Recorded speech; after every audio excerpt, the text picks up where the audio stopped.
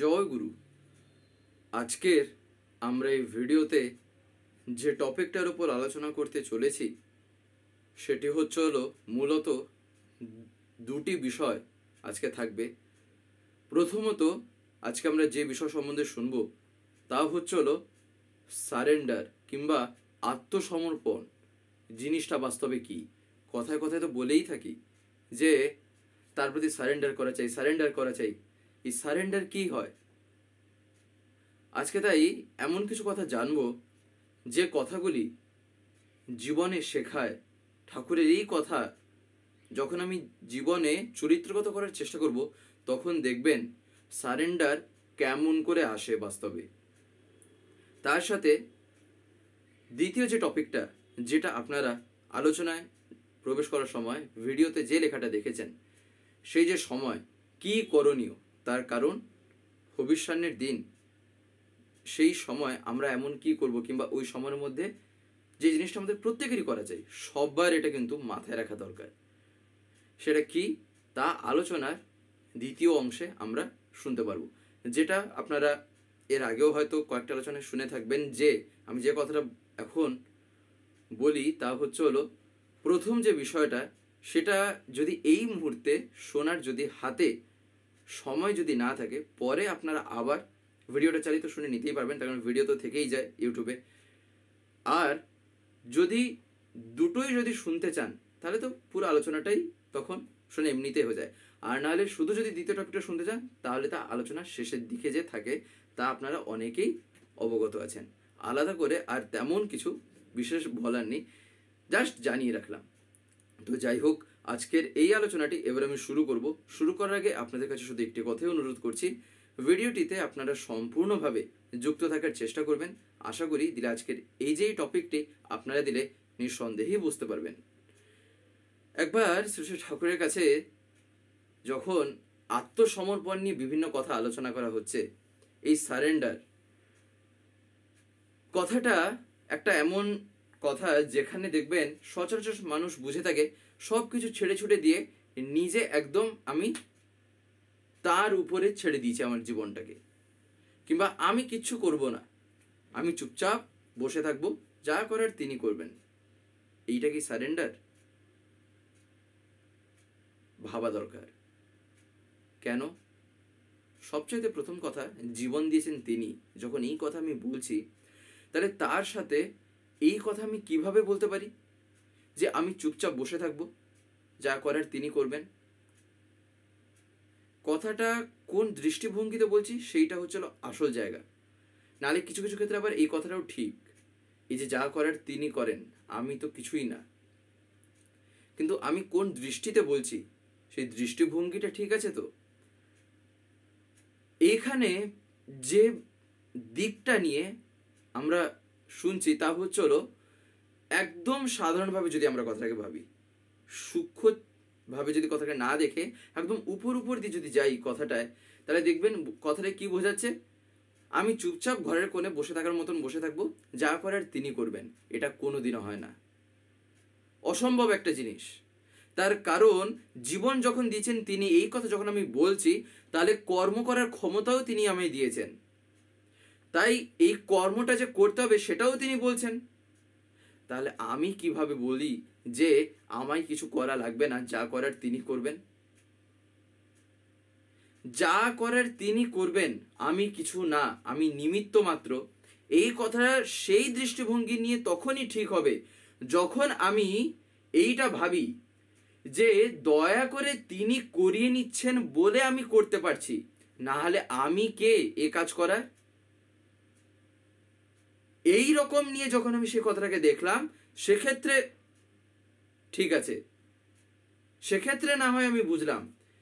কিন্তু উপর দিক দিয়ে যদি আমি এই কথাটাকে চালাই যে আমি কিচ্ছু করব না, ঘরের কোনায় গিয়ে বসে থাকবো, আর বুঝি যে তিনি সব যা কিছু করিয়ে দেবেন, সেটা হয় না।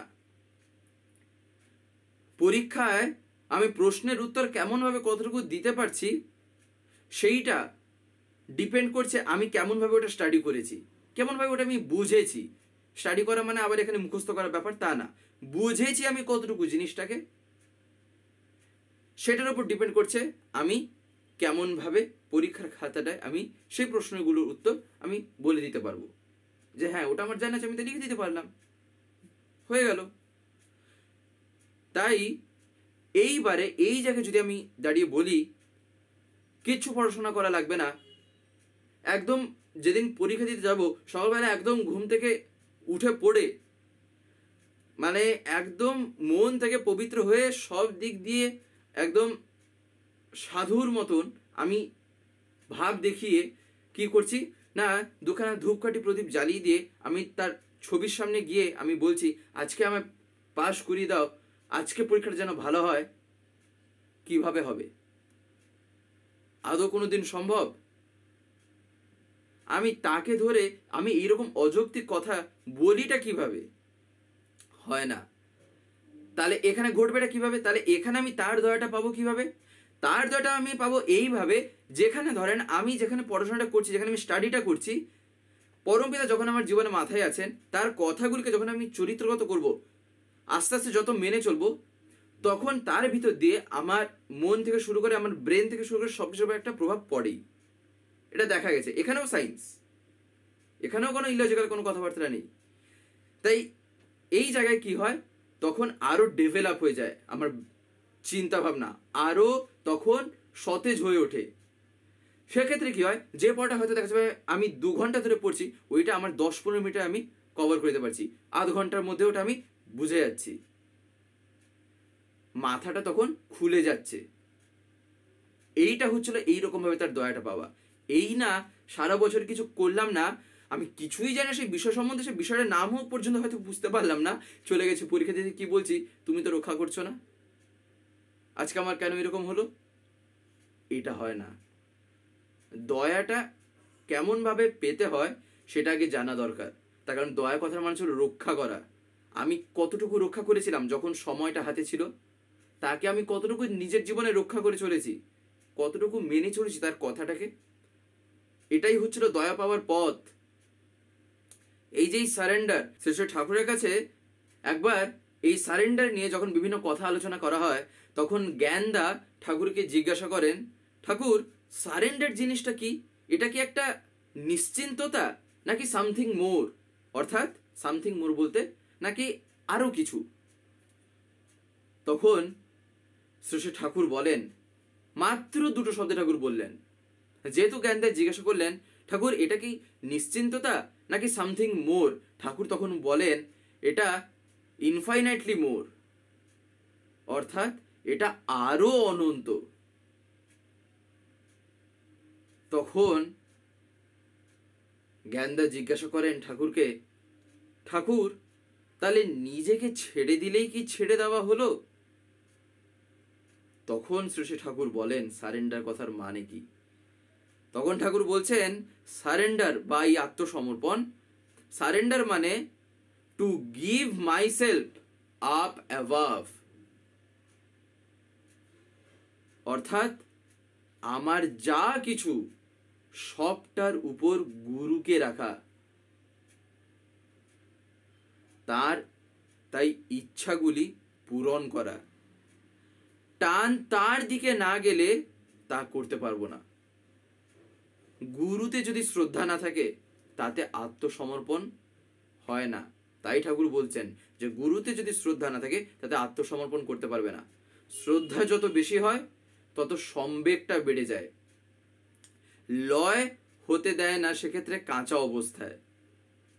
তাই সাধন জগতে দেখা যায় উন্নত স্তরের গুরুতে নিষ্ঠা যদি থাকে, একাগ্রতা, ভূমাইতি, প্রসারণা যতই হোক, সহজে সচেতনতা লোপ পায় না। দেখবেন এই সাধনার জগতে নানা তরঙ্গ আসে, কত রকমারি বিক্ষেপ আসে, সেগুলিতে নিজেকে হারিয়ে ফেলে না, বরং সেগুলিকে একমুখী করে নিয়ন্ত্রিত, সঙ্গত, সার্থক করে তত্ত্ববস্তুতে উপনীত হয়। জলের মধ্যে একটা ঢিল বা ইট যদি আমি ফেলি, তাহলে দেখবেন সেক্ষেত্রে কি হয়, সে ঢেউটা কিন্তু বৃহত্তর ও বৃহত্তর বৃত্ত সৃষ্টি করতে করতে কূলে এসে না পৌঁছানো পর্যন্ত থামে না।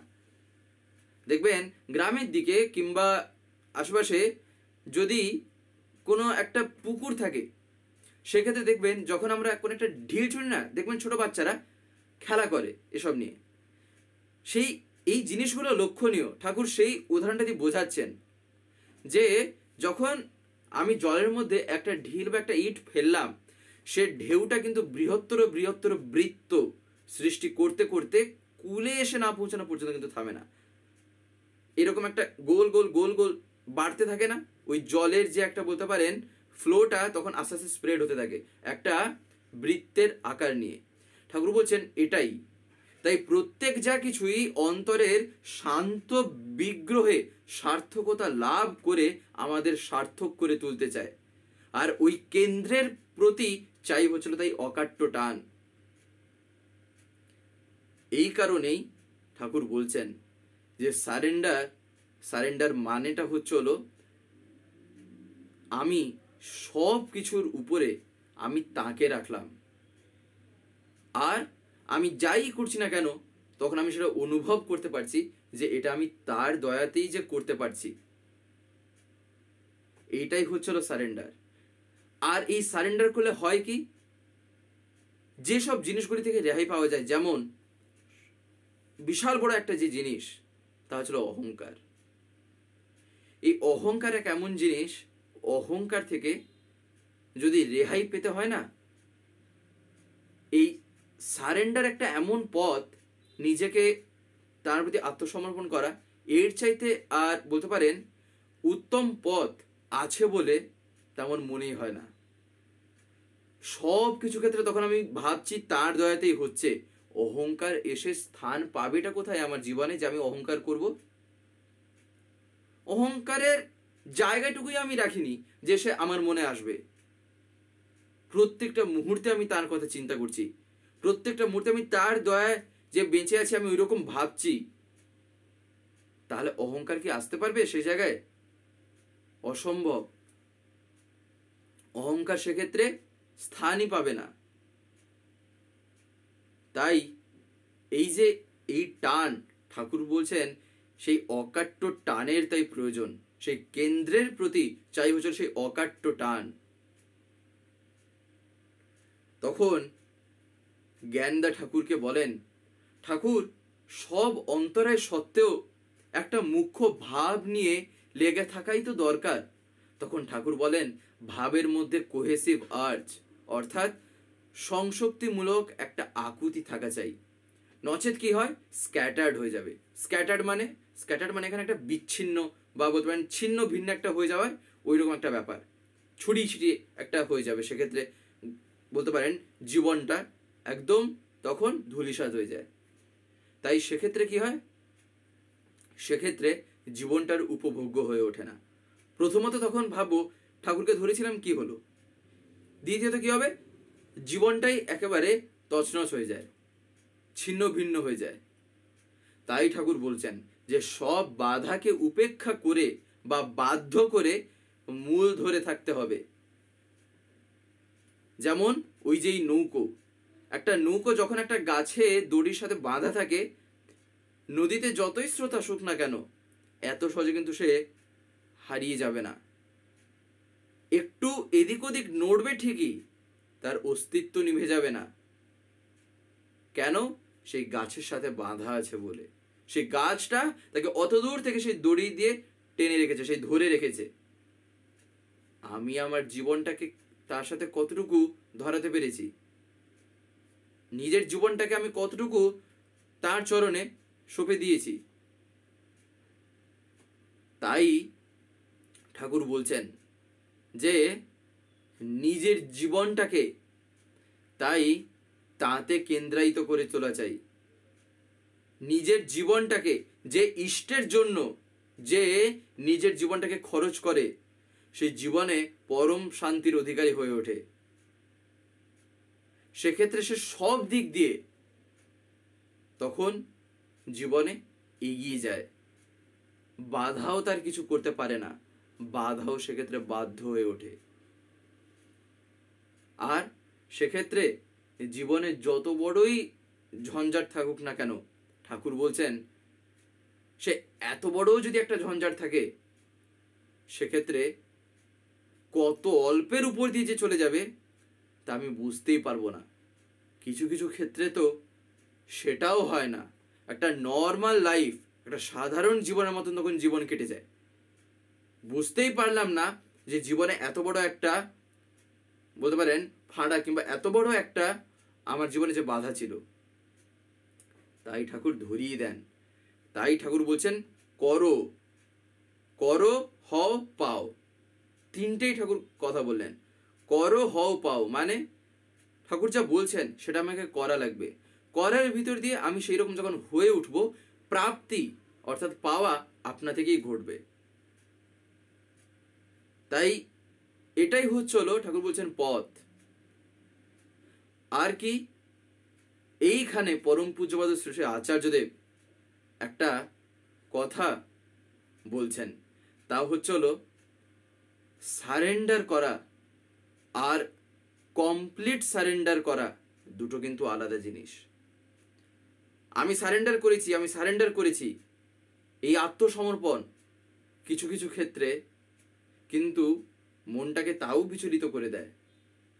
কিন্তু কমপ্লিটলি সারেন্ডার যেখানে, সেখানে কিন্তু একটা জিনিস তার চরিত্রে থাকবেই, তা হলো ঠাকুরত্ব তার নিজের মধ্যে জেগেছে। সেখানেই কমপ্লিটলি সারেন্ডার বাস্তবে দেখা দিয়েছে, এটা কিন্তু অতি নিশ্চিত। মুখে মুখে সারেন্ডার আর নিজের চরিত্রে সারেন্ডারের ভাব, তা দেখলেই বোঝা যায় যদি সেই রকম একটু টান থাকে। তাই নিজের অন্তর থেকে ভালোবাসা চাই। ভুলভ্রান্তি হাজারোখানা হতে পারে, তা সত্ত্বেও তিনি কিন্তু দয়া করে ক্ষমা করে দেন, যদি আমি সেগুলিকে যদি মেনে নিতে যদি রাজি থাকি। তিনি দয়া করে ক্ষমা করে দেন, এই কারণে তিনি দয়াল। এমনি এমনি তিনি দয়াল না, তাই না? দয়া করেন বলেই বেঁচে আছি। তার দয়া না হলে কোনো কিছুই সম্ভব না আমার জীবনে। এই রকম করে যখন আমি ভাবছি না, তখন দেখবেন জীবনে আর কিছু থাক না থাক, অন্ততপক্ষে শান্তিটা অন্তর থেকে পাওয়া যায়, তৃপ্তি পাই। আর যত আমি শান্তি পাচ্ছি তার মানে আমি শান্ত হয়ে উঠছি, সেক্ষেত্রে বাদ বাকি জিনিস তো আপনা থেকেই হয়ে উঠবে। তাই ঠাকুর বলছেন সব কিছুর গোড়াতে হচ্ছিল তাই দরকার ইষ্ট প্রতিষ্ঠা আর ইষ্ট স্বার্থ প্রতিষ্ঠা। আমি নিজের মধ্যে আমার ইষ্টকে কতটুকু জাগ্রত করতে পেরেছি, এটাই হচ্ছিল ঠাকুরত্ব জাগ্রত করা, তাই না? তাই চাই হচ্ছিল সে কমপ্লিট সারেন্ডার, যে কথাটা আচার্যদেব সেদিন বলেছিলেন, যে কমপ্লিটলি সারেন্ডার যখন আমার মধ্যে আসছে, তখন আমি এমন স্তরেই আছি, এমন ভাবে সেক্ষেত্রে আমি পৌঁছেছি, সেক্ষেত্রে আমি যাই করছি, যেখানেই দেখছি, যে জায়গাতেই আমি আছি, প্রত্যেকটা ক্ষেত্রে সেক্ষেত্রে আমি তাকে অনুভব করছি। আত্মবোধ, আত্মবোধ মানে এখানে আত্মবোধ মানে তাকে বোধ করা। তাই তো ঠাকুর দেখবেন একটা জায়গায় বলছেন না, যে সর্বভূতে আত্মবোধ। সর্বভূতে মানে কি, মানে সব কিছুর ভিতরে আমি তাকে তখন অনুভব করছি। তাহলে ভাবেন সে ভাব কেমন চরিত্রগত, যখন আমি তাকে করব, কেমন ভাবে যখন আমি ঠাকুরত্ব ফুটিয়ে তুলবো, দিলে সেই ভাবটা আসবে, তাই না? যাই হোক, দ্বিতীয় যে বিষয়বস্তুটা আমাদের এবার ছিল, তা হচ্ছিল যে সময়টা আপনারা দেখেছেন, আমরা এই যে আলোচনাগুলো শুনছি বা দেখছি,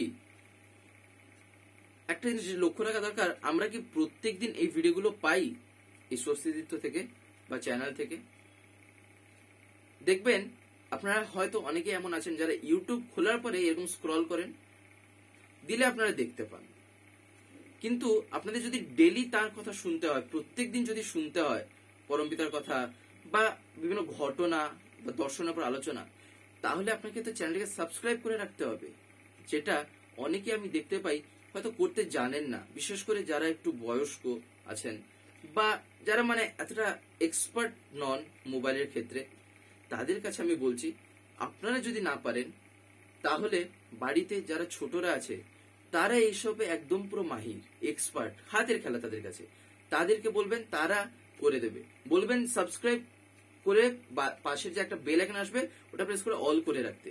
দিলে কি হবে, আমি যে ভিডিওগুলো আপলোড করব, আপলোড করা মাত্রই আপনাদের মোবাইলে নোটিফিকেশন চলে যাবে। নেট যদি অন থাকে তাহলে নোটিফিকেশন চলে যাবে যে ভিডিও আপলোড হয়ে গেছে। তখন আপনারা সেখানেই ডাইরেক্ট প্রেস করে ইউটিউবে ঢুকে দেখতে পারবেন। তখন আপনাদের ইউটিউব খুলে আর খুঁজতে হবে না, তাই না? তাই আপনারা যাতে প্রতিদিন শুনতে পান, তাই আপনারা এটা অতি অবশ্যই করে রাখবেন। হবিষ্যান্ন আমরা প্রত্যেকেই জানি যে মধ্যাহ্নে হবিষ্যান্ন গ্রহণ করা হচ্ছিল বিধি, যে নিয়মটা। এবারে এই যে হবিষ্যান্ন আমরা গ্রহণ করবো কখন? এই যে মধ্যাহ্ন বলতে আমরা সবাই জানি সময়টা কি, কিন্তু দেখবেন হয়তো তা সত্ত্বেও কিছু কিছু ক্ষেত্রে আমরা তা পালন করে উঠতে পারি না। একদম মধ্যাহ্নের যে পুরো টাইম, সেটা একটা রেঞ্জের মধ্যে আসে। যে সময়টা আপনারা দেখেছেন, যে সময় থেকে যে সময়টুকু, যতটা আমি পেরেছি অ্যাকুরেট আমি পুরো বলবো না, পুরো 100% একদম সঠিক তা বলবো না, চেষ্টা করেছি যতটা পারা যায় আমার দ্বারা যতটুকু সম্ভব সেটা হিসাব করে ক্যালকুলেট করে সেই সময়টাকে সেখানে লেখার। সেই যে সময়টা আপনারা দেখেছেন অন অ্যান্ড অ্যাভারেজ সেটা মধ্যাহ্নের কাছাকাছিতে কিন্তু থাকে সেই সময়, অর্থাৎ এই মাসে, এই ফেব্রুয়ারিতে। তাই সেই মুহূর্তে আমরা হবিষ্যান্ন কিন্তু গ্রহণ করতে পারি। এই কারণে সময়টা লেখা, যেন আমরা প্রত্যেকেই এটা মাথায় রাখি। 9:54 থেকে যে 2:22 যে লেখা আছে, এটা একটা অ্যাপ্রক্সিমেট একটা লেখার চেষ্টা করেছি। তার কারণ দেখবেন এটা লেখাই আছে, দিনে একবার পরিমিতভাবে বিধিমতো হবিষ্যান্ন গ্রহণ করিতে হইবে, এবং তাহা ছাড়া নেহাত তৃষ্ণাবোধ করিলে অপারগ পক্ষে জল গ্রহণ করিতে পারা যায়। যেহেতু সেই একবার আমি হবিষ্যান্ন গ্রহণটা করছি, তাই সেই সময়টা যেন মাথায় থাকে, এই রেঞ্জের মধ্যে যেন আমি যতটা পারবো যেন এটা পালন করার চেষ্টা করি। তো যাই হোক, আজকের এই ভিডিওটা এবার আমি এখানে শেষ করবো। শেষ করার আগে আপনাদের কাছে একটি কথাই বলবো, যদি আজকের ভিডিওটা আপনাদের ভালো লেগে থাকে তাহলে একটি লাইক করে দেবেন, সবার ভিতরে শেয়ার করে দেবেন, কেমন লাগলেও নিচে একটি কমেন্ট লিখে জানাবেন। আর যদি চ্যানেলটিকে এখনো সাবস্ক্রাইব করে না থাকেন তাহলে অতি অবশ্যই চ্যানেলটিকে সাবস্ক্রাইব করে পাশে বেল আইকন প্রেস করে অল করে রাখতে একেবারেই ভুলবেন না, আরও এরকম বিভিন্ন নতুন এবং ইন্টারেস্টিং ভিডিও সবার আগে পাওয়ার জন্য। জয় গুরু, বন্দে পুরুষোত্তম।